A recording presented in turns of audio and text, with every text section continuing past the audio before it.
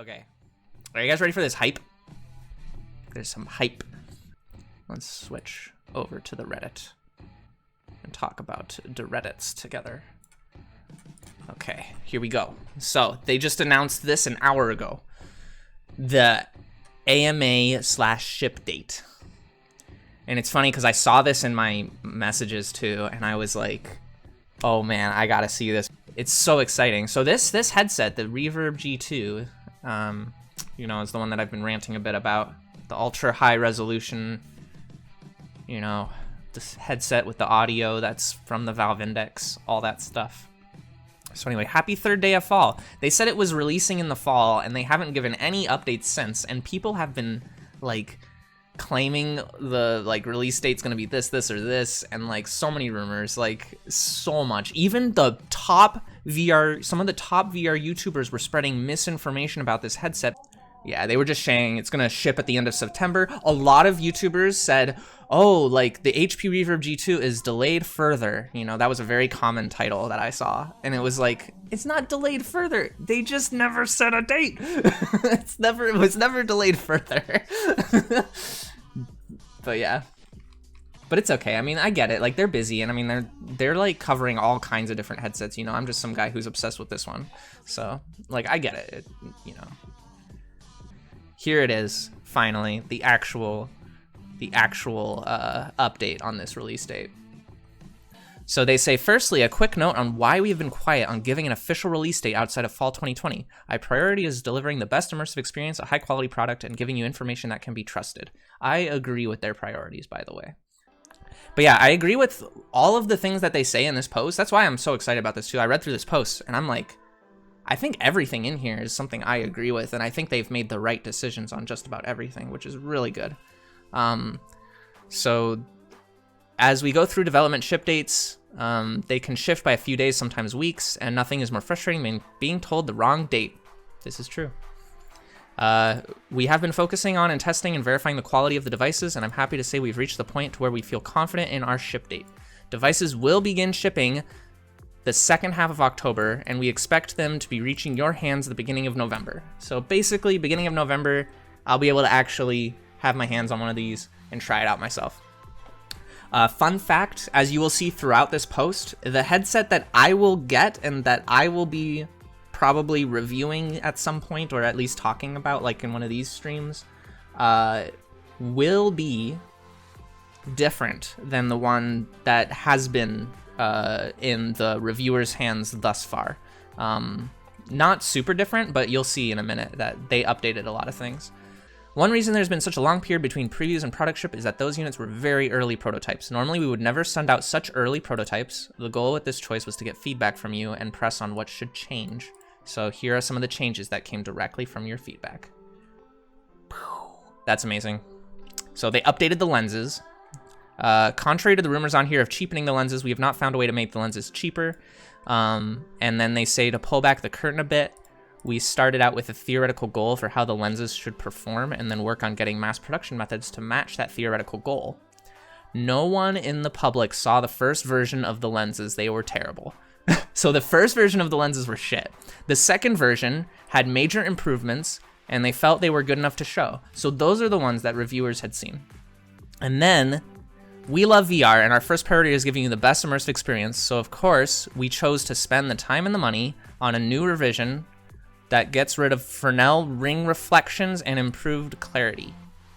Long story short, they've updated the lenses yet again, make them even more clear. But yeah, so that's something that's exciting. Just a little minor thing, but I think it's a big deal because that is the biggest perk of this headset, I think, is going to just be those lenses and the displays. So it's awesome that they've updated the lenses even further. The controllers, they said that they added there's two buttons on those controllers. There's a menu button and a Windows button, and they made one of them domed so that you can tell it by feel. They said it's great for using to change weapons in Half-Life Alyx. Sounds good to me. USB-C to A adapter. I don't care about this, but basically, long story short, is they've included a C to A adapter now. They were not originally going to, but now they are. And that's because, you know, it sucks if you don't have USB-C. Then you have to buy your own adapter, which is dumb. So they include it in the box. Brightness, though. This is the one... Brightness. This is the one that excites me the most.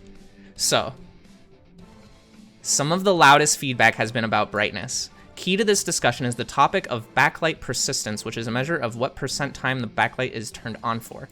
The brightness for a set pair of optics comes down to how long your backlight persistence is and how bright you can drive your panel during that time. Basically, the first reviewer, MRTV, who talked about this headset, when he first reviewed it, it's actually on one of his Patreon posts, not even on YouTube, but he was completely blown away by this headset because it was so bright and vivid. And the drawback to having the headset being really bright is that the pixels have to be on for longer, basically. So there's the extra persistence that you would get from that. And so there's a big trade-off of like brightness versus persistence, because obviously in VR you want like really low persistence. That's one of the things that the Valve Index is like super king of. So the pixel persistence of the Valve Index is amazing. And the Reverb G2 was claiming that it was also reaching pixel persistence that was up there, but that didn't make sense to me that they were making that claim because, you know, they hadn't calibrated their brightness yet. So like how can you claim your persistence levels if you haven't calibrated your brightness yet?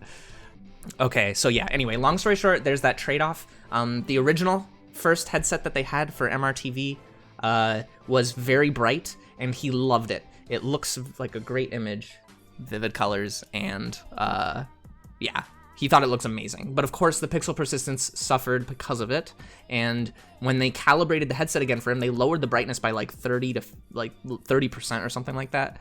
And then he said that it didn't look as good to him. He was actually really sad that it was not as bright. And so that was a big topic of discussion. So check this out.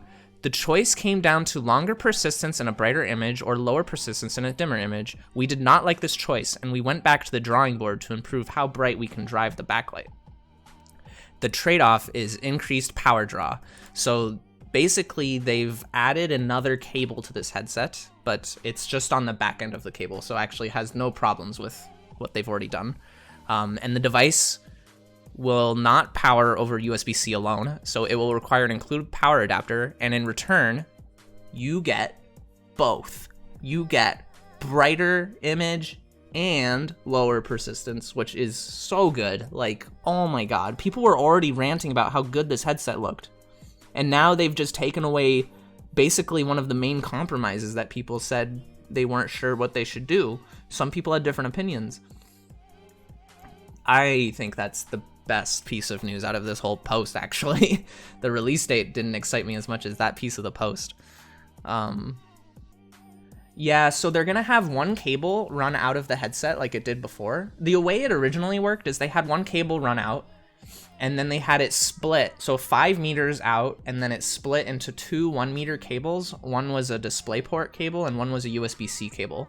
And you could power the headset and have it plugged into DisplayPort just off of that. The breakout box from those 2 cables had a side cable in it in case people did not have USB-C, so that they could plug in power there. Now they've just redesigned that part of the cable. So basically, you have to plug in power there. But now the headset draws power directly from a power outlet instead of from your computer.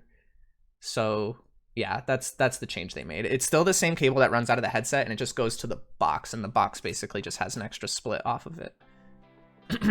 So yeah, which is pretty much exactly how the Valve Index is designed.